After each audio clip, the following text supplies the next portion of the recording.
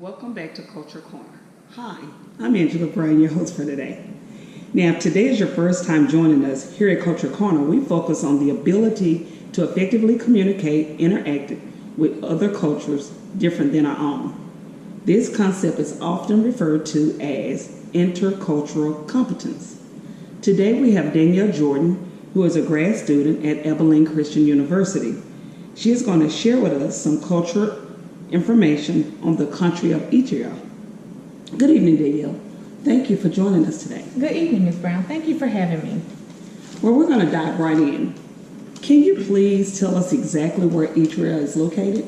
Eritrea is actually in the Horn of Africa in the northeast. It was developed or created in 1890, where Italy colonized a strip of land that was actually along the Red Sea. Really? What's the population? According to the World Meter, in 2017, the approximate population for Eritrea was at 5.2 million. Wow. Okay. What can you tell us about the culture of Eritrea? Eritrea is actually a multi-ethnic country. There's 9 ethnic groups. They are divided into 2 groups, the highlands and the lowlands. In the highlands, it is dominated by a group referred to as the Tigrinya. And they actually, the minority of the Tigrinyas is a Muslim-speaking group, which are called the Jabetis. Really? Yes. That's interesting. Mm-hmm. And what about the lower land?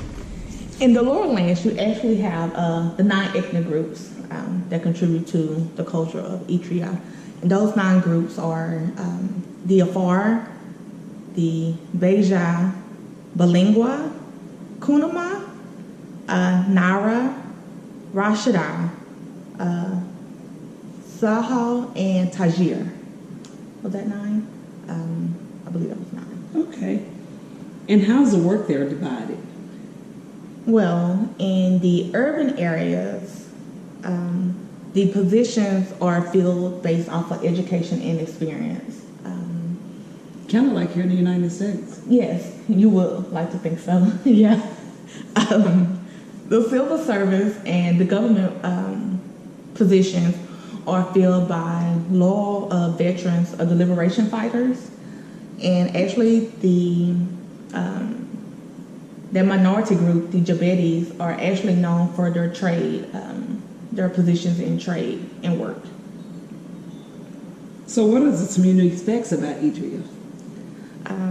A unique fact about Eritrea, 75% of their population is rural. And they pretty 75? much, 75%, yes. Oh, okay. Yes. And they actually produce their own agriculture. So they're pretty independent. And other than some livestock and salt, they don't produce any goods for export. So most of the things they contribute to their own society, and they pretty much keep to that's themselves. good. Yes, they're very independent. So let's talk about the gender roles, family, and religion. Well, the religion in Eritrea is actually divided into 2 groups. You have the Orthodox Christians and you have Muslims. So they're pretty much split half and half.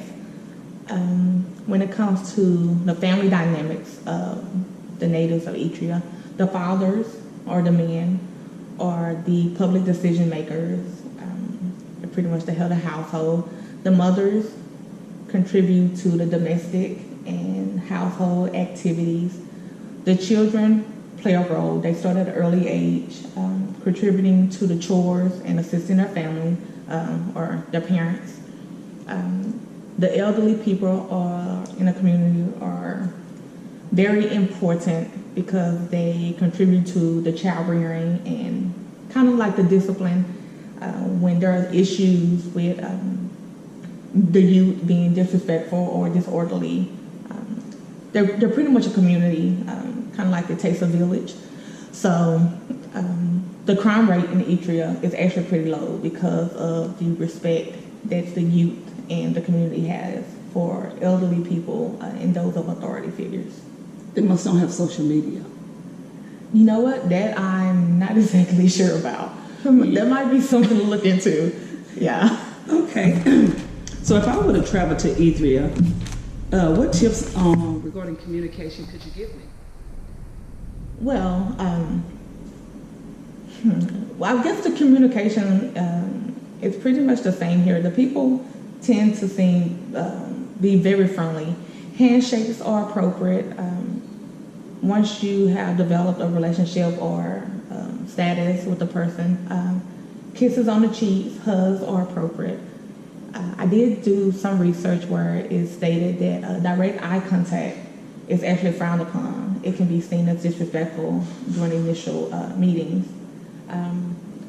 It is not, I did read a part where it said it is not uncommon to see men actually holding hands in Eritrea because it's a sign of friendship. But the public display of affection between opposite sex is not as appropriate, I guess would be the word, yeah. So, as we get to our final question, what information would you like to share with me before we end? As I did some research, and Eritrea is actually a poor society. They use a lot of their government funds to develop the efforts of the people. But they do have some support for the arts and the cultural development for those who pretty much discuss, or what's the word I'm looking for? They do support the arts and cultural display to show the culture of Eritrea. And I would actually like to close with the poem written by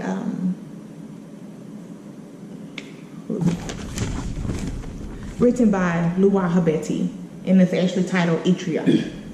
Well, thank you, Danielle, for this time. We really appreciate you. And as you close, we're going to close out with your poem. Thank you. Eritrea by Louis Habeti. The country of mine, which is better than fine, comfort to survive, rich through the nature. Reliable life is there with a beautiful culture. Sweetable the temperature with neatness of the city. Caring of the people, So beauty, almost there is no crime. It is peaceful life, a wonderful area all the time. Safe. For the demanded facilities, there is a valuable supply. It is to be ready. Everything can be applied. And with the fast postal service, it can never deny. Everyone there is special. Each and every Eritrean guy. Thank you. Until next time. GoPro, start recording.